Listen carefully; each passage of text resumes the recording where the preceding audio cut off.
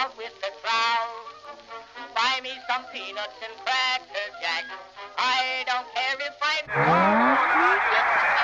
Sandy into his windup. Here's the pitch. Swung on and missed a perfect game. High fly ball into right field. She is gone.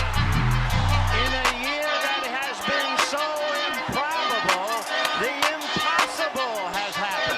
Fernando Valenzuela has pitched a no-hitter. It is gone. It is a walk-off home run for Justin Turner. It's over. Muncy, a walk-off home run. This is way back. Walk-em off. Chris Taylor. Buy me some peanuts and cracker jack. I don't care if I never get... We've got the latest Dodgers news and rumors. The Dodgers make a signing. Should they sign Tim Anderson? Should they trade for Cody Bellinger? We have all that more coming up next on Dodgers Dugout Live. It's time for Dodger baseball. Welcome to Dodger Stadium. Dodgers win. This is the golden age of Dodger baseball. Grand slam. It's a double for Freddie. They're going to make big signings. They're going to make impact trades. This is the most anticipated season in Dodgers history. Dodgers have won it all in 2020. Think blue, bleed blue, and I'm out. What is up, Dodgers Nation? Welcome to another episode of Dodgers Dugout Live. Everything you need to know about your boys in blue in less than an hour. My name is Doug McKain, credential member of Dodgers Media. You can follow me on X and Instagram at DMac_LA. And if you haven't yet, what are you waiting for? Subscribe to the Dodgers Nation YouTube channel. Hit that subscribe button. Hit that notification bell. Hit that like button. And most importantly, comment GOAT Tani down below so you're eligible for our Shohei Ohtani Road Authentic Gray jersey that we're giving away once we hit 95K. Working on some giveaways before then too, so be on the lookout for those.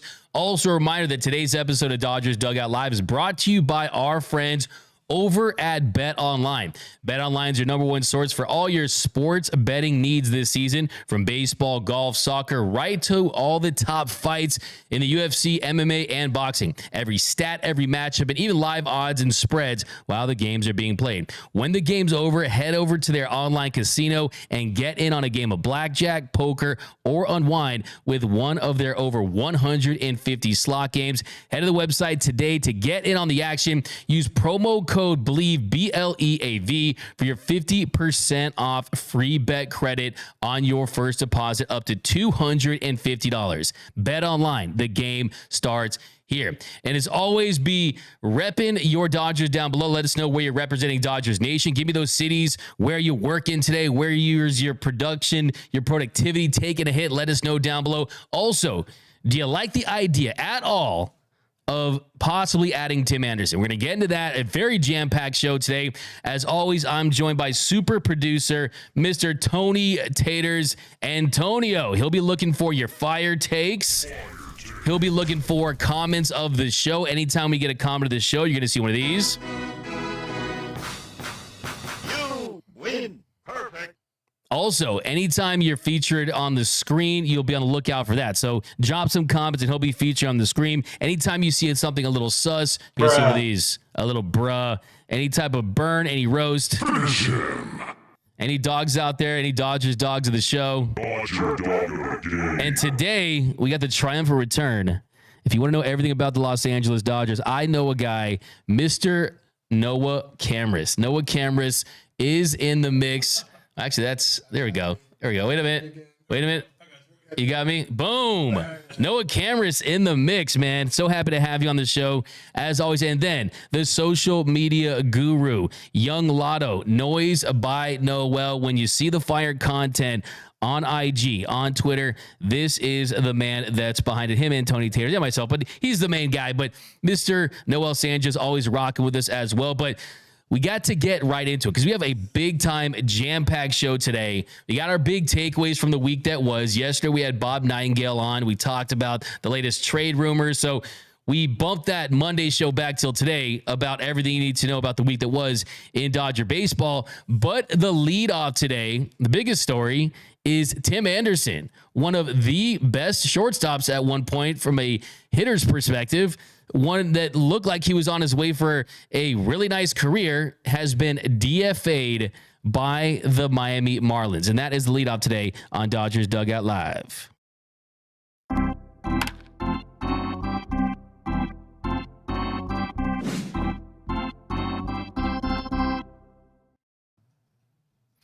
So Tim Anderson, man, a lot has changed with Tim Anderson. A lot has changed when he was establishing himself as one of the players in Major League Baseball, a guy that easily was a top 30 hitter in the sport, someone that looked like he was going to be a perennial all-star with the Chicago White Sox. He made 2 all-star teams. He won the Silver Slugger in 2020. He was the American League batting champion in 2019.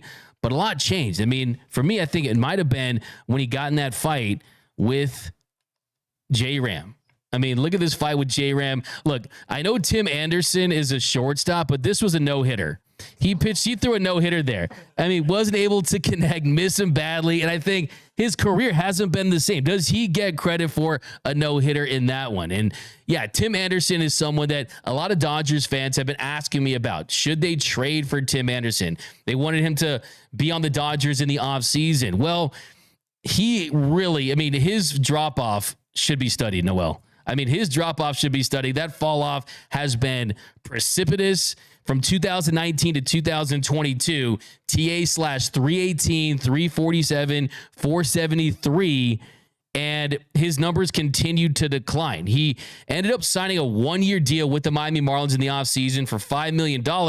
In the Marlins, they were hoping that because he was their only signing, that it would be a resurgent year. He would get back on track. He would look like the 2019 to 2022 Tim Anderson, and at the very least, performed better than he did in 2023 when he hit 245, had an on base of 286, and was slugging just 296. Well, his numbers, they fell off even worse than that. In 241 plate appearances this year, TA is slashing 214, 237, 226. That is a career low in batting average, OBP, slugging percentage, and strikeout rate. Also, he has the second lowest walk rate in his career. He has a 28.2% strikeout rate, a 2.9 walk rate. His 31 weighted runs created plus, 69% below league average, is the lowest among all big league players with a minimum of 200 plate appearances. Now, I know I'm saying all this stuff about Tim Anderson. If he was here, wouldn't really matter because we know he wouldn't connect if he was trying to punch me, because I mean, should he get credit for a no-hitter? Okay, that's it. I'll give myself a bruh for that one. But look, when it comes to TA, where he's at right now, a team isn't going to claim him for the remainder of the season. They're not going to take on that salary for the rest of the year. So he's going to have the ability to sign with any team at a minor league deal, a veterans minimum, whatever it may be, a league's minimum. And I don't think the Dodgers are going to be in play because, one, he just has not produced at all at the plate.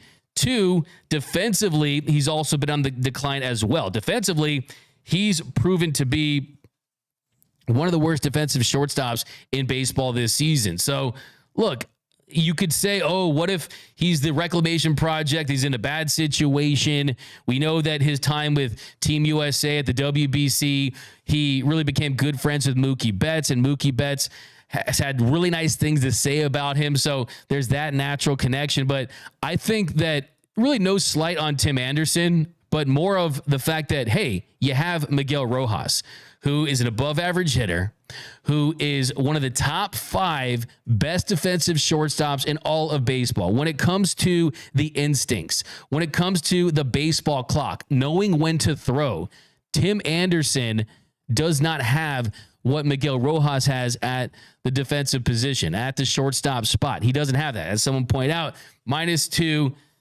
outs above average. Juice Neros, though, disagrees with me. He says, Doug, we can fix him. Everyone always thinks that. You know, it's like when girls like toxic guys, like, I can fix him, right? I can fix that guy. Look, this is not project time, okay? This is World Series winning time, okay? And if you would bring it to Tim Anderson, you would lose plus defense at shortstop. because as Bob Nightingale said yesterday, as Dave Roberts has started to indicate, I think there's a really good chance that Miguel Rojas remains at shortstop when Mookie Betts returns. What does that mean for Gavin Lux? We'll find out. But I just don't think that, for me, on a scale of 1 to 10, when it comes to bringing back a player into the show and you're Tim Anderson, it's just, he hasn't been good for a long time. And that's really the issue is, yeah, we saw the success he had for a couple years now. And a lot of people are calling him a BABIP merchant. But I mean, this is someone who hasn't hit a home run. He has not hit a home run this season. So for me, it's an easy pass. It's a hard pass. I want to go to you, Mr. Antonio, Tony Taters. Do you want to see TA in LA? Nah, bro, we got Mickey Rowe at shortstop, dude. Mookie Betts the second when he comes back, hopefully. And I mean, you know, all these comments here, they're saying that he's a clubhouse cancer, and we need guys that can actually hit and not get hit in the face. So, you know what I'm saying? So, rack 'em. Fire take, Tony Taters. No, on TA. All in Mickey Rowe. Oh, my goodness. No, yeah, I mean, he has been dealing with some stuff for sure. And how about you, Noah? Here's what I'll say about TA.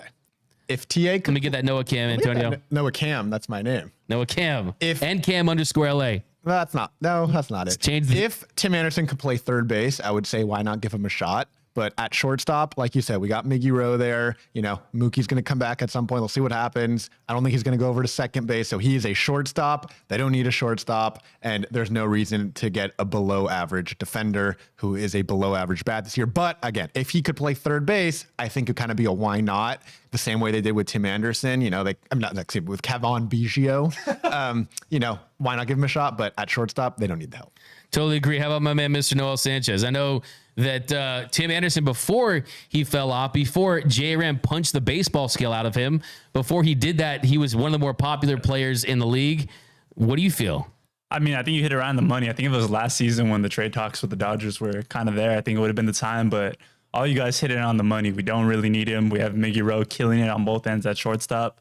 Got Mookie Betts coming back from that injury. And I don't really see the need for him at the moment. I think he'll probably sign elsewhere. I totally agree. It just doesn't feel like a fit for the Dodgers right now just because of what they have. I see people out there in the comments talking about Tony La Russa. And yes, Tony La Russa, he was the fun police in Chicago. And it definitely was a detriment, but you can't blame this on Tony La Russa. I mean, baseball is a team sport, but when you're at the plate, you're there by yourself. It's like an individual sport. It is a team sport, right? So I think Tim Anderson, he's slipped tremendously. But here we go. Mookie has no business back at shortstop from Ray Soto. Just moved Miggy to shortstop from Jaime Molina. Hey, who said it the entire year? Who said it from the beginning? So I'm not going to take a victory lap now. I'll wait till it becomes official, but I totally agree. Kelly Oshiro over on YouTube. No to Tim Anderson. Why? Because I love Miggy Rowe, and I really want to see him play in the World Series. Miggy Rowe is my World Series MVP. Don't laugh. I'm very serious. That is one of the hotter takes I've seen on this show. We have a prediction for Miguel Rojas being your World Series MVP. So if that happens, I will get a Miguel Rojas City Connect jersey and do 10 shoeies. Okay. So if that happens, I will. Kenny Chung, after this beef with Donaldson and getting KO'd by Jose Ramirez, Anderson has been on a downward spiral. He's a head case, even though Mookie and Anderson are buddies. It's an emphatic NO. That is from Kenny Chung. Roy Estrada, big freaking no on Anderson. Concentrate on our prospects. Paul over on YouTube, stay on vacation, Tim Anderson. I think that one of the best things about this show is, one, we have your comments on the screen. Two, it's not an echo chamber. We can have disagreements, but this might be one of the most universally agreed upon topics that we've had as far as a free agent or someone that could be made available, and that it's a hard pass on Tim Anderson for the Dodgers. Ellis Shiva Jones says, I want a Rojas Dodgers shirt. I'm a fan of Rojas. Miggy Rowe getting some love, man. Miggy Rowe, deservedly so, getting a lot of love from Dodgers fans. Okay, so let's switch gears to a signing that the Dodgers actually made. And the Dodgers signed Alan Trejo. I didn't see the passing bomb. I didn't see Ken Rosenthal report it, but I did see my man, Mr. Casey Porter from Dodgers Daily, who hopefully we'll have on the show at some point this week. He reported the news that the Dodgers had gotten a deal done for Alan Trejo on a minor league deal. And if you don't know Alan Trejo, he spent time with the Colorado Rockies. I mean, I'm pretty sure you are familiar at the very least with that name just because of the fact that it's a division opponent. How many times the Dodgers have faced them. And Trejo, he's had his ups and downs, mostly downs at the big league level. And he ended up getting outrighted. He cleared outright waivers and he opted for free agency instead of accepting an outright assignment to the minor leagues. Now, how was he able to do that? Because he doesn't have the 3 years of service time? Well, he had been outrighted in January. So when you're outrighted that many times in those situations, you're able to elect for the free agency. Now, Trejo's 28. He was a 16th round pick by the Rockies back in 17. Didn't make his big league debut in the show until 21. And back then he was a guy they brought up. It was a guy they brought up and down a couple different times. They shuttled back and forth from the minor league system to provide depth. And he hit 217, had a 36 weighted runs created plus in 50 plate appearances in 28 games in his first year in the show. And then you saw him really have a decent year there in 2022. He had 271, had a 96 OPS plus in 118 at-bats, hit 4 home runs, had 6 doubles. Not eye-popping offense or anything like that, especially when you're playing at Coors Field. But still a relatively respectable line and someone that was trending in the right direction. And then what's the deal? We got some news? A super chat, 300 smackers. All right, 300 big ones. Hey, everything stops when we get a super chat like this. We got a Whack'em Sticks, my guy breaking us off with 3 bills. D-Mac, it's my birthday, $100 to the re-signed Teoscar Hernandez fund, which I've gotten going since the beginning of the season, $100 to sign Roki Sasaki for 2025 fund. So that's going to the international bonus pool money. I'll see if I get in there. And $100 for something that the media thinks Trevor Bauer is. So look, want to put that comment right there so I could read it. Tony Tater's the last part of it. But yeah, cannot thank you enough, man. That really means a lot. You get a comment of the show, big time comment of the show. Big time comment of the show. You get a fire take. You get a fire take. I'm going to give you a Let's Go Dodgers. Everything. You get a charge.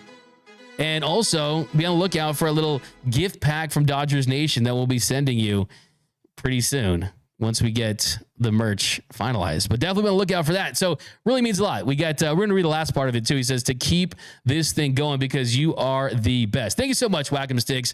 I'm going to start crying like Freddie Freeman in Atlanta if you're talking like that, man. So really means a lot. Really appreciate you, my guy. Tally G, bro just paid D-Max City Connect jersey. You hear that, Noel? Said bro just paid D-Max City Connect jersey. Bruh. Mickey Rose City Connects. Thanks a lot. Really, really means a lot. Now, if you look at the time that Trejo has spent this year in the show, 28 games, he slashes 143, 182, 143 with a negative 10 OPS plus. Bro just has not had success at the big league level, and that's really why he was passed on in Colorado. They said, look, you just can't hit at this level. We got no spot for you. The big pro for him, though, if you want to spot out the big pro, a +2 outs above average last season in part-time work. So he is an above average defender, an extremely below average offensive player at the plate. And he's going to be a free agent, and the Dodgers, they took advantage of it and they added minor league depth. So you can never have enough position player depth in the high minors. So that's what he provides. Now, if this is the last time that I ever say his name on this show, that's a positive. Because if we talk about Alan Trejo, a lot of things went wrong for the Los Angeles Dodgers. I mean, something happened to a lot of players that are pivotal impact players for this team, but still, you guys know that this show, everything you need to know about Dodger baseball in less than an hour. And anytime we have a signing, it's always a big deal. But the signing of Alan Trejo, anyone just want to plant your flag and pretend like he's going to be an impact player? Let me know down below. Got more people saying no to Tim Anderson. No to Tim Anderson. I'd say yes to Tyler Anderson, maybe for some pitching depth, but no to Tim Anderson. That is for sure. I actually asked you guys over on the X. I asked you guys, should the Dodgers sign Tim Anderson? 27% say yes, while 73% of you say no. All right, next topic. Let's switch gears. We got BC actually doesn't have to be less than an hour. Doug could be over. He loves the long shows. I want to just live here and we'll do a marathon show. But Tim Anderson is a clubhouse cancer. That's rough for sure. It just hasn't worked out for Tim Anderson. I wish him well. And I think that at least one team's got to give him a chance, hopefully, for his sake. We had Randy Davis. Miguel Rojas will make a great manager when he retires. That's a great take. I love that take. Joshua, I love this take. Miggy Rowe greater than signed Jason Tatum. He's definitely more genuine. I will say that. Joe Mama at Whack. Damn, broski, let me borrow some money. Yeah, I got to get the QR code. I'm going to have a big shirt that's just the QR code to my Venmo so you guys can just drop me some dough. Give me a bag there. We got Roy Estrada, LSU. To be fair, we have put the pitchfork into CT3, but past 7 games, he's been good. I pray it's here to stay. Okay, before we get into our 10 big takeaways, I have got a lot of people in the DMs, a lot of people tweeting me, asking me if the Dodgers should pursue a trade for Cody Bellinger. Yesterday, Bob Nightingale was on this show, and Bob Nightingale, he said that the Dodgers are looking for an outfielder, that it's most likely going to be the addition of an outfielder. They'll acquire an outfielder and a starting pitcher. Well, Cody Bellinger, he's an outfielder. So there's that box that's checked off. He signed a 3-year, $80 million deal with the Cubs in the offseason, and that guarantees him an annual salary of $26.6 million. And the base salary is at $27.5, total salary at $27.5, and he can opt out after every single year. So the big question is, will the Cubs look to trade him? Because if you look at where the Cubs are right now, well, they've been flailing. They've been struggling this season. You have Happ, who has the no trade clause. You can't trade him. You got Imanaga. You're not going to trade him. You look at their place in the NL Central. They're continuing to slip. Last place at 39-46, 11 games out of first place. Seems like every team could make a run at the wild card spot, but there have been some rumors that the Cubs would be willing to trade Cody Bellinger. And the question is, would the Dodgers be one of those teams interested? Now, I think for me, a lot of people have to first and foremost accept the fact that 2019 Cody Bellinger, he ain't walking through that door. MVP Belli is not there anymore, right? He's a respectable player. He has definitely climbed out of the doldrums of what looked like a career that was going the route of Chris Davis into someone that definitely got back on track. He definitely got back on track, but not to the extent where you say, okay, this is someone that's going to be a game changer for this team. This is someone that can absolutely take over that center field spot and be a massive difference maker. If you look at his numbers on the season, hitting 267, that's down from 307 last year. And his weighted runs created plus is 109, so he's been 9% above league average, down from 134 last year. He's hit 9 home runs. He's hit 34 RBI in 71 games, 309 plate appearances. So an above average bat, there's no doubt about that. Cody Bellinger is still above average. But for me, the reason why it's a no is, one, Andy Pages has continued to develop. And also, I think that Randy Arozarena is a better option. I think Luis Robert Jr. is a significantly better option, especially when you consider the fact that this could potentially be a rental or it could potentially be not. And I think that's something that the Dodgers don't want to have. They don't want to trade for a player that, if you trade for him, has a little bit of leverage in his whereabouts after the season. And if you look at Cody Bellinger, the defense has dropped off as well. Cody Bellinger, one of the better defenders, I used to say he covered more ground than a Roomba in a mansion. Hasn't been that case this year. Cody Bellinger's defense has definitely slipped. And on top of that, he plays some first base now too. We know who plays first base. There's a guy named Freddie Freeman, and he's definitely not going to be taking that position. So I look at Cody Bellinger. It's fun to talk about. It's interesting. It's getting back with your ex, a guy they non-tendered, but I don't think that he is going to draw much interest from this Dodgers team. I don't think that they would even have a conversation about it, because you look at his hard hit numbers, you look at his expected numbers, everything is below average, and he just doesn't fit the player profile that the Dodgers look for. And also on top of that, he's been extremely injury prone over the last couple of seasons. So I love Cody Bellinger. I'm a lifelong Belli Ever, but I just don't think he should be back in Dodger blue. I would look elsewhere. Like I said, you don't want to reheat those McDonald's French fries. They'll never taste the same. Lorenzo Gaddis, a $9.99 super chat.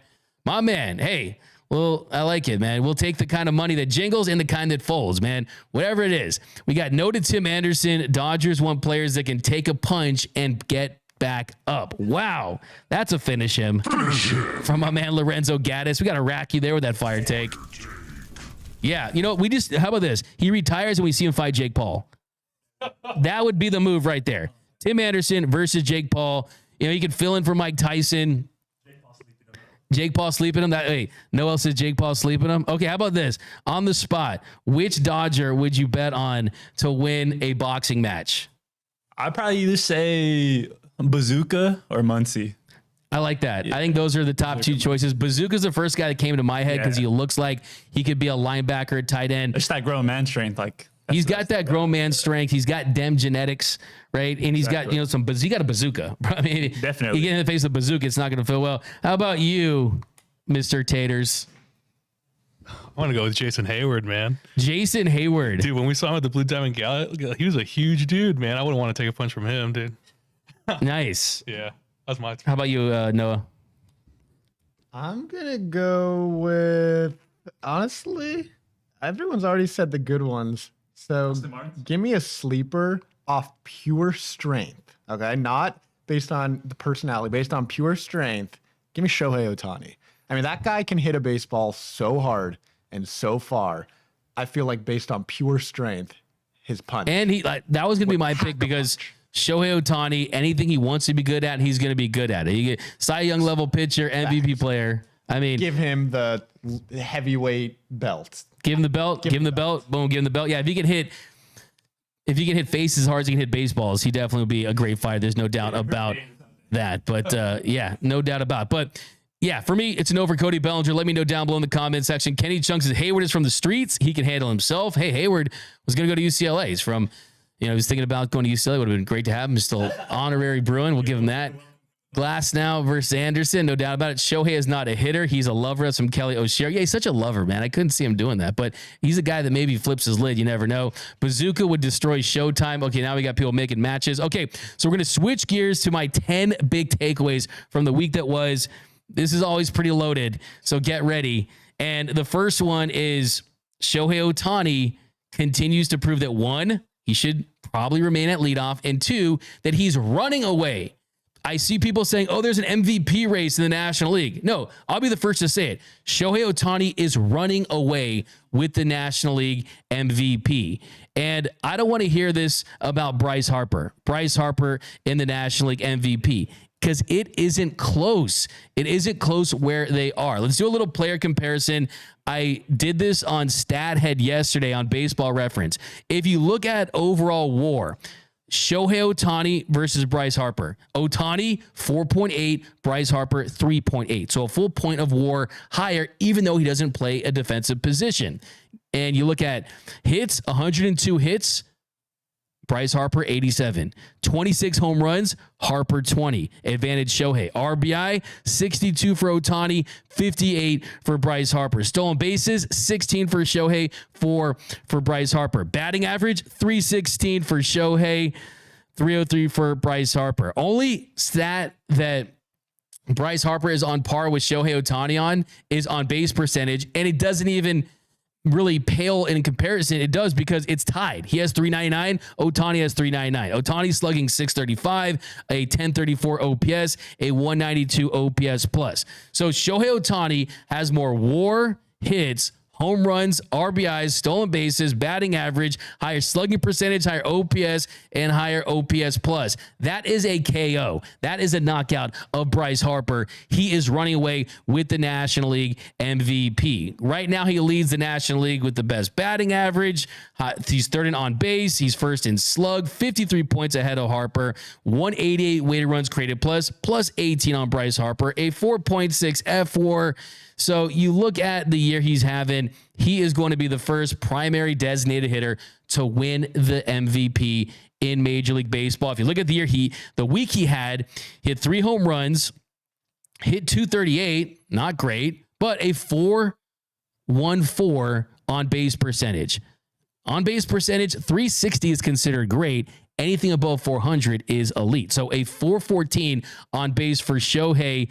And we're past the halfway part of the season, and he continues to dominate.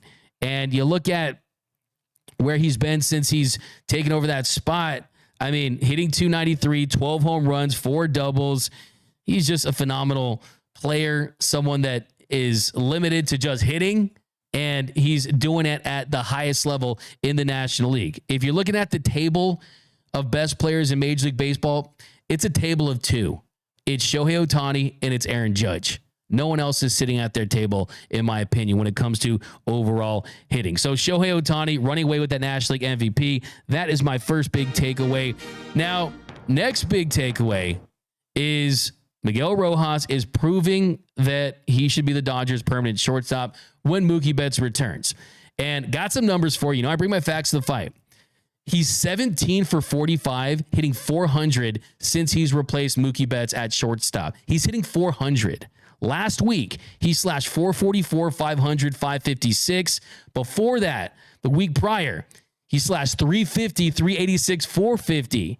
And you know how many errors he has this season? You know how many errors Miguel Rojas has this season?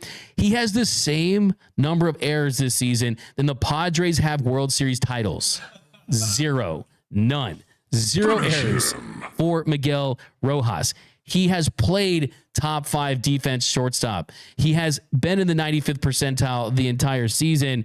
And I think there's no doubt about it that he's solidifying his role as the Dodgers' permanent shortstop, even when Mookie Betts returns. If you look at his numbers in June, he slashed 323, 357, 446 with a 130 weighted runs created plus. I don't think there's anyone out there that, even coming off a year where he was dealing with some injuries, he had the surgery a couple years ago, had the hand injury, wasn't feeling his best at the plate. Then later in the year, towards the end, you started to see him hit a couple of home runs. But I don't think anyone could have predicted that Miguel Rojas, at this stage of his career, given these opportunities, would be able to produce at this level offensively. That is what's so impressive for Miguel Rojas. I mean, this season, he's just put it all together, and it's at the best possible time. I mean, where would this team be without Miggy Rowe?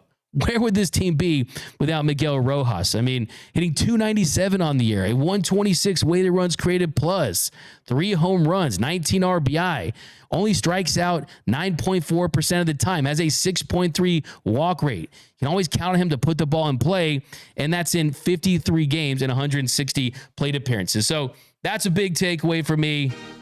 Miggy Rowe, you stand at shortstop. His time at shortstop will not be short. It's going to last for the remainder of the season. Now, next big takeaway is give some credit to the Dodgers lineup, right? To the bottom of that lineup in particular. The bottom of the lineup is starting to climb, is starting to produce. The Dodgers 7, 8, 9 hitters during June, they slashed 281, 344, 434. They hit 8 home runs, clubbed 18 doubles and 319 plate appearances.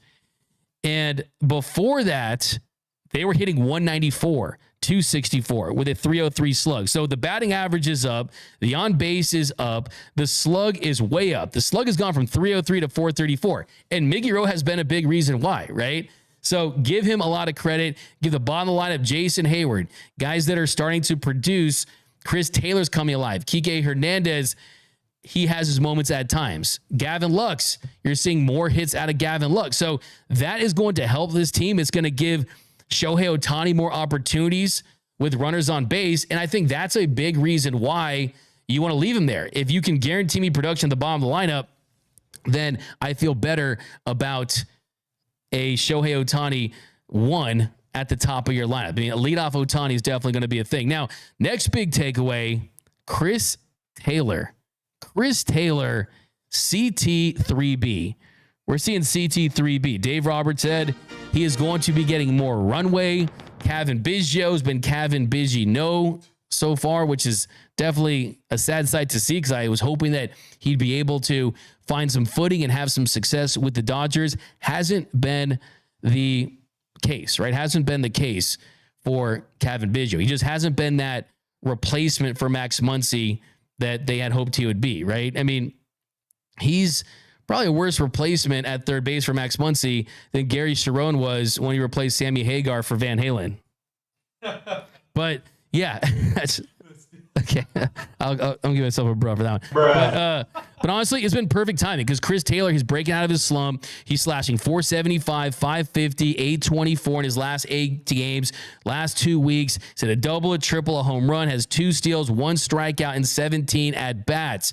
And the most important statistics that when it comes to Chris Taylor is you're starting to see some slug, the 2 home runs, or the home run, the triple, and a double, but also 1 strikeout in last 17 at bats and 2 strikeouts in his last 20. So you're not seeing swing and miss Chris, you're seeing swing and hit Chris. Okay. And it's a much better sight. And you look at that position, Kike Hernandez made 50 plate appearances. Kevin Biggio, 34 plate appearances. CT, 12 plate appearances. Miguel Rojas is 8, right? Those 4 players have combined to hit 160 in Max Muncy's absence. So the production hasn't been there at their base. The best thing for this team right now is to give Chris Taylor those opportunities and try to see if he can, at the very least, be an average bat with above average defense, and then you're helping this team. So a lot of credit to CT3. He's talked about the slumps that he's had, the downs that he's had. Well, guess what? Chris Taylor has stepped up in a big way, and he got to give him all the credit in the world. So a big let's go Dodgers for CT3. Now, next big takeaway, and this is kind of the first down, is the starting rotation continues to get weaker, and it's starting to have a negative impact on the bullpen. You look at in the month of May, they were averaging over 6 innings per start.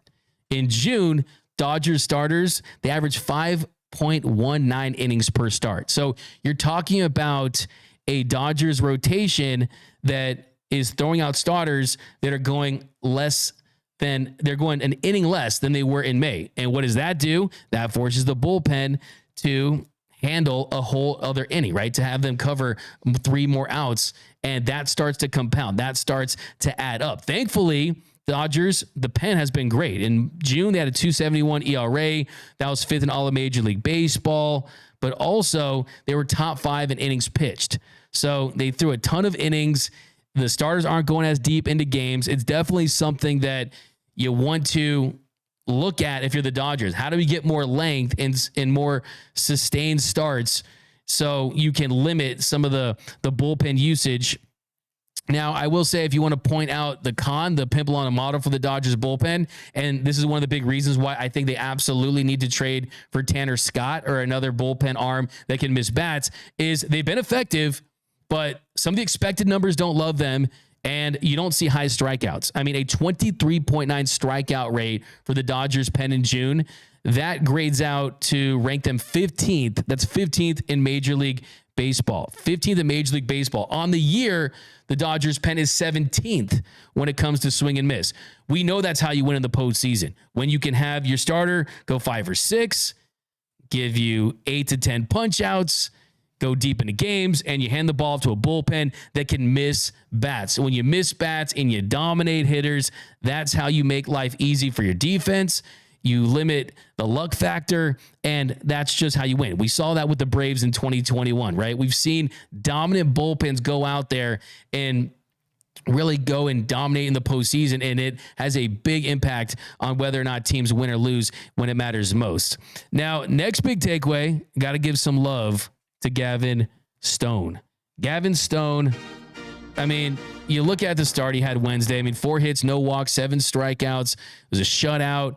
If you look at in May, he's been Mr. Consistent. He has been, I think now it's safe to say, the most consistent Dodgers starter.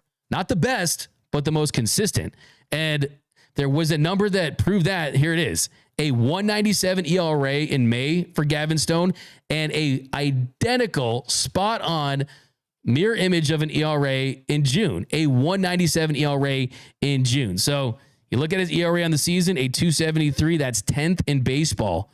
So that's high production from Gavin Stone as a rookie. So got to give love to Gavin Stone. We're the Stoners out there. Now, next one is when it comes to consistency, well, Tyler Glasnow. Look, if it's game 1 of the World Series tomorrow and every single Dodgers pitcher is healthy, I'm not thinking twice about this. Tyler Glasnow is going in game 1. There's no doubt about that at all. He's by far the best and most dominant and the most talented pitcher on the Dodgers. Having said that, though, I've noticed some trends that I'm not loving.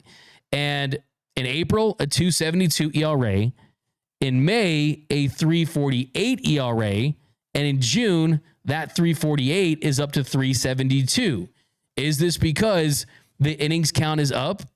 Is this because he might be feeling the effects of being in the process of just absolutely obliterating his career high when it comes to innings pitched at 120 and games started at 21? I definitely think that there is something there. And I think that this is the time of the year when you have this cushion in your division, when you have the All-Star break looming, that you start looking at load managing, limiting starts, limiting innings. I mean, he has already pitched 103 innings this season. He's only 17 innings away from matching his career high for innings pitched in a regular season, and we haven't reached the All-Star break.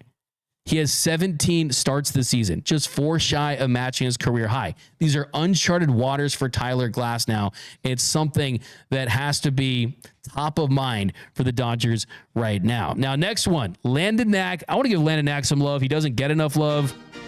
Next big takeaway, the Knack attack is getting it done, and he's also extremely consistent. So he's made 6 starts this year, 6 starts for Landon Knack. And in every single one of those 6 starts, he has still yet to allow 2 or more runs, right? He hasn't allowed more than 2 runs in any of his 6 starts this season, a 2.08 ERA, a .956 whip. So fantastic job by Landon Knack. Dave Roberts said that he's not going to be going anywhere. So you're going to see him making his turns in this rotation. And you look at the 3 young pitchers, Gavin Stone's at number 1, Bobby Miller coming off a really electric rookie year where it looked like he was setting himself up to be a perennial ace level pitcher. He's dealt with a shoulder inflammation, and that's absolutely a factor. The stuff is still there. He's not quite right, but Landon Knack has really leapfrogged him so far this year. So you look at that and you hope that, one, it's a good thing because it means Landon Knack is definitely solid and can contribute to this team, but also you want to see Bobby Miller get back to what he's capable of, and that is being an ace-level pitcher. Because ceiling-wise, Bobby Miller still has the highest ceiling. Let's just be honest about that. He just has been impacted by that injury. Now, next big takeaway. Now we're rolling with tons of takeaways. Let's do some chats here. We got Lorenzo Gaddis, 199, Joe Kelly, based purely off heart. Yeah, Joe Kelly. Joe Kelly's the guy would bite your ankles. You know, Joe Kelly's the guy they would absolutely fight dirty. You know, he'd pull a pen out of his pocket and start, pull some hair. Yeah, Joe Kelly is definitely not someone that you would want to mess with in a street fight for sure, but especially if you're Carlos Correa. Richard Flores, a $4.99 super chat. Sorry, we don't need Bellinger, Bichette, or Kenley. We have enough stiffs on the roster as it is. We need long-term solutions, no Band-Aids. Well, you can go ahead and rack them by Mr. Richard Flores. Always rocking with us. We appreciate you. Mr. Classic, did Dave agree to Rojas over Mookie? So he's hinted at it. He's hinted at the idea that, okay, it's more of a long-term solution play. I'll try to get the quote for you. But yeah, I mean, he was asked the other day about Miguel Rojas, and Dave has really started to endorse the idea. So that tells me when Dave starts doing that, you start to see the writing on the wall. And I do think that the indication right now is that he is going to replace Mookie Betts at the shortstop position. And, Dino Ebel told the LA Times that he's one of the top 5 shortstops in baseball. So you have Dino Ebel saying that. And when Dave Roberts, here's the quote for you.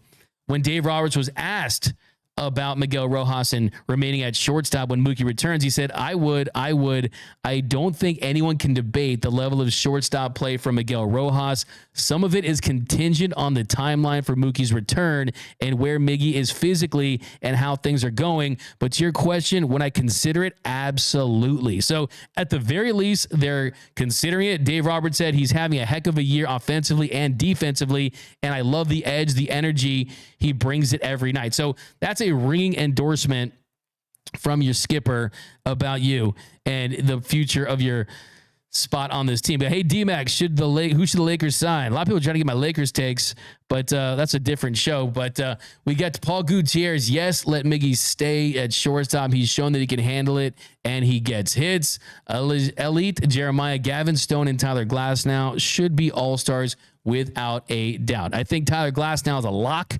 Gavin Stone, it's a matter of how well is he known across Major League Baseball? How well is he known by other teams, other fan bases? And hopefully he gets in, but you have to remember, they're the Dodgers. They're out west. In fact, you know that 66% of sports viewing comes from the Eastern time zone? 66%. But hey, West Coast is the best coast. And the Dodgers are a national brand, a national team. So I think they're one of the few teams that transcends that. But LeGoat ain't going nowhere, pal. I like some Lakers discussion here. Victor, thanks for not turning this into a basketball podcast. Yeah, wow, you guys are firing away about your Lakers. So, yeah, I think that's where we're at with that. Next big takeaway, though, I want to give some love. To the new guys in the bullpen. The bullpen 3 that have really stepped up with these key injuries. You have guys like Brusdar Graterol, Ryan Brazier, and Evan Phillips missed some time. Joe Kelly's out. I mean, lots of stalwarts have been missing significant time this season. And just like the Dodgers find a way to do, they get guys that can produce. Yohan Ramirez, don't mess with the Yohan. He's allowed 1 run in his 4 innings of work in the last week. Anthony Banda, he made 3 appearances, didn't allow a hit. His ERA with the Dodgers, and now sits at .98 in 18 1/3 innings. Not a ton of strikeouts, but he's gotten the job done. Michael Peterson, he didn't give up a run in 3 appearances in 4 2/3. So give credit to these Dodgers bullpen pieces that you really thought maybe they get DFA'd. Maybe they don't have a big impact on this team. They don't have a lot of success, but they've been very effective. Give them a ton of credit here. But last big takeaway is when you put June into perspective, it was a month that they went 16-10. They had a plus 41 run differential. That was up from the plus 38 run differential in May. The Dodgers lost 10 games. They won 16 games. But what really hurt them was the key injuries. The losses to some of their most impactful players. You lose your leadoff hitter who was primed to win his 2nd MVP in Mookie Betts. You lose your $325 million pitcher that had pitched brilliantly since his Rocky debut against the Padres in Seoul, South Korea, in Yoshinobu Yamamoto. Both those guys could potentially miss months. Bobby Miller replaced him in the rotation, and he struggled so far. But the Dodgers are still 52-33, up 7.5 games on the Padres in the National League West. So they've been able to tread water despite all of these injuries. The injuries are long.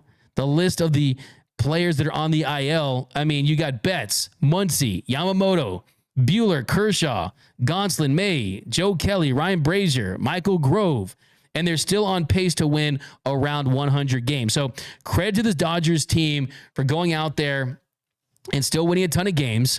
I mean, of course, you still have a lot of talent. You have Shohei Ohtani. You still have Freddie Freeman, who no one talks about anymore for some strange reason, even though he hit .319 with 6 home runs in the month of June, 8 doubles and a triple. I mean, he was fantastic, but still, give this Dodgers team a ton of credit for avoiding that June gloom, because you could have had a June gloom if you're the Dodgers. Instead, they go 16-10, and they're able to overcome those key injuries to continue to build in the National League West. So those are my 10 big takeaways for the week that was. And now, real quickly, we got our predictions for the upcoming week. But first, we're going to take a look at our predictions last week. You want to go ahead and run that, our predictions from last week, and then we'll preview a little bit of the week ahead. So, okay, we'll do it tomorrow. But yeah, we'll do it tomorrow. But we got to Brian Martin, D-Mac, respect you. But how many games has Glasnow pitched without any run support? Coming from a Heart High alum that played with Todd Zeal. Yeah, shout out to Todd Zeal. Shout out to the position change, going out, moving from catcher to third base. I love me some Todd Zeal. I love Heart High represent, and absolutely that's a factor. And for the first couple of starts, Glasnow was top 5 in run support, and then he went 5 starts without getting any runs. So absolutely that impacts the stress level when you're on the mound. There's no doubt about that. But and someone points out Vesia ERA is a 123, Ellis Shiva Jones. He's pitched great. There's no doubt about it. I was giving some love to the new guys though. But yeah, Tyler Glasnow is a guy that will be the first to tell you that when you're at that level, when you're elite status, you're not worried about run support, right? I mean, look at Sandy Koufax during his perfect game. They got a bloop single. That was the only hit they had that game. Okay. So not a lot of run support for Sandy Koufax during his days of dominance with the Los Angeles Dodgers. Yes, for the all-star caliber pitchers, the good caliber pitchers, average guys, yeah, give me all the run support's a factor. The great ones will be the first to tell you that it's about them getting guys out. Yes, they love it. They'll welcome it, and it makes it more comfortable out there. But Glasnow is such a fiery competitor that I guarantee you that he'll say, I need to get guys out the plate. My mechanics need to be better, and I need to go out there and execute pitches. And he just wasn't doing that against the Giants. Paul Gutierrez says, yes, let Miggy stay at shortstop. He's shown that he can handle it and get hits. Some more walk-off shots, guys. We'll get your walk-off shots here. Give me your hottest Dodgers takes, whatever you got. We got Tim Afterthought from Jonah Bass. We got, Tim Anderson, rough go of it on this one. How do these changes to the lineup affect Mookie when he comes back?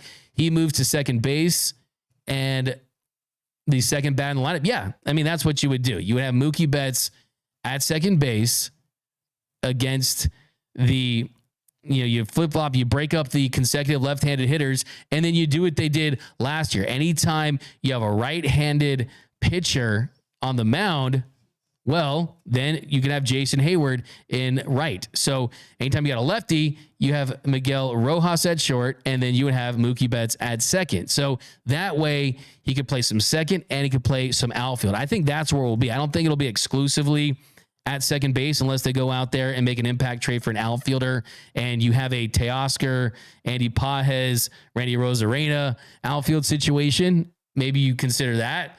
But I think that it's more plausible that you'll mix it up like we saw last season. I mean, over 91% of Jason Hayward's at-bats last year came when you had a right-handed pitcher on the mound. But Anthony Smiley, we got to take a flyer on Yasiel Puig. He could be signed for the league minimum. He's a fan favorite, and he doesn't work out. And if it doesn't work out, he can be DFA'd if he plays well. He's trade bait or a bench piece next season. Anthony, look, I love the idea. Trust me, I do. I love Yasiel Puig more than anyone out there. I guarantee it, but he's not a great fit for this team. And it's just too big of a risk for a team where the stakes are as high as any team in Major League Baseball. Remember, yesterday, Bob Nightingale didn't say that if the Dodgers lost in the World Series, it'd be a disappointment. It would be a down year. Bob Nightingale said if the Dodgers don't win the World Series, it would be a disaster. And yeah, that's the truth. That's the reality with this team, is those are the stakes. You have to win the World Series for this team to be considered a success. Annabelle Sosa, Rojas should stay at shortstop and move Mookie to second base. When he's healthy, they should add a solid, good starting pitcher. Yeah, we'll dive into some more names tomorrow. We're going to get into some of those other names that we mentioned yesterday. So there's no doubt about it that is the play at this point. We got give D-Mac a $100 million extension. It's a fire take right there. I love that. But that's going to do for this episode of Dodgers Dugout Live. My name is Doug McKain. You can follow me on X and Instagram at DMac_LA. For super producer Tony Taters. For Mr. Noah Camrus, always rocking with us over there. For Noise by Noel, Young Lotto, Mr. Noel Sanchez. I'll go follow these guys. Absolutely do that. And for myself, DMAC_LA is where you can find me on the X, Instagram, and for the TikTokers too. I'll be on TikTok. I'm gonna start doing those. Hey, Doug McKain's become Jared McKain on TikTok. I'm gonna start doing those Jared McKain dances. I'm not painting my nails. Do the Tyler dance. What's that? The Tyler dance. Oh, I don't know what that is. You know what the Tyler dance is? The singer? Yes. I don't know what it is. It's just like a little like roll. Just give it a little. Give it a little. Yeah. I don't know.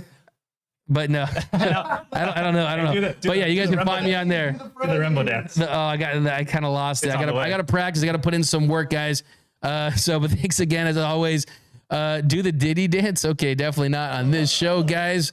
Absolutely not. But thanks again, guys, as always, rocking with us here on Dodgers Dugout Live, the #1 Dodgers show on YouTube. Hit the subscribe button, hit the notification bell, hit the like button. Rick Dotson, yes, we're getting on the Dodgers Nation hats. Trust me, it's a priority, and we will reveal them as soon as we get them in mass quantities because we know that you have demanded them. And I definitely, hey, Matthew, go back and watch the episode. But guys, remember, nothing brings us together quite like Dodger baseball. And until next time, think blue, bleed blue, and I'm out.